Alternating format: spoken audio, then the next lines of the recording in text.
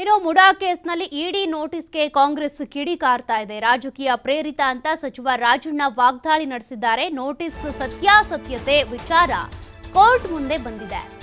ಕೋರ್ಟ್ನಲ್ಲಿರುವ ವಿಚಾರದ ಬಗ್ಗೆ ಹೆಚ್ಚು ಮಾತನಾಡೋದಕ್ಕೆ ಹೋಗಲ್ಲ. ಕಾನೂನು ಎಲ್ಲರಿಗೂ ಒಂದೇ ಅಂತ ಕೆಎನ್ ರಾಜಣ್ಣ ಪ್ರತಿಕ್ರಿಯೆ ಕೊಟ್ಟಿದ್ದಾರೆ. ರಾಜಕೀಯ ಪ್ರೇರಿತವಾಗಿದೆ ಇದು. ನೋಟಿಸ್ ಸತ್ಯಾಸತ್ಯತೆಯ ವಿಚಾರ ಏನಿದೆ ಕೋರ್ಟ್ ಮುಂದೆ ಬಂದಿದೆ. ಇನ್ನೂ ಕೂಡ ಕೋರ್ಟ್ನಲ್ಲಿ ವಿಚಾರಣೆ ನಡೀಬೇಕು. ಹೀಗಿರುವಾಗ ನಾನು ಹೆಚ್ಚೇನು ಹೇಳೋದಕ್ಕಾಗಲ್ಲ, ಬಟ್ ಕಾನೂನು ಎಲ್ರಿಗೂ ಕೂಡ ಒಂದೇ ಅಲ್ವಾ ಅಂತ ಕೆಎನ್ ರಾಜಣ್ಣ ಅವರು ಪ್ರತಿಕ್ರಿಯೆ ಕೊಟ್ಟಿದ್ದಾರೆ.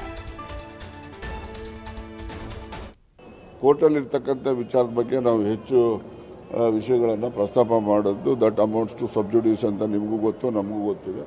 ಅದರಿಂದ ನಾನು ಹೆಚ್ಚು ಲಂಬಿಸಿ ಹೇಳಲಿಕ್ಕೆ ಹೋಗೋದಿಲ್ಲ. ಏನು ಕಷ್ಟ ಆಗ್ತದ್ರಿ ನೋಡಿ, ಕಾನೂನು ಎಲ್ರಿಗೂ ಒಂದೇ. ಅವ್ರಿಗೊಂದು ಕಾನೂನು, ಇನ್ನೊಬ್ರಿಗೊಂದು ಕಾನೂನು ಏನಿರೋದಿಲ್ಲ.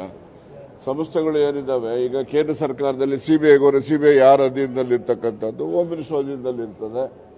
ಹಾಗೇನೆ ಒಬ್ಬೊಬ್ರು ಒಂದೊಂದು ಕಡೆ ಅಧೀನ ಇದ್ದೇ ಇರ್ತದೆ. ಸರ್ಕಾರದ ಚುನಾಯಿತ ಪ್ರತಿನಿಧಿಗಳು ಏನಿರ್ತಾರೆ ಅವರು ಯಾವ ಅಧಿಕಾರ ಅಲಂಕಾರ ಮಾಡಿರ್ತಾರೆ ಅವರ ಅಧೀನದಲ್ಲಿ ಕೆಲಸ ಮಾಡ್ತಕ್ಕಂಥ ಸಂಸ್ಥೆಗಳಿದ್ದಾವೆ.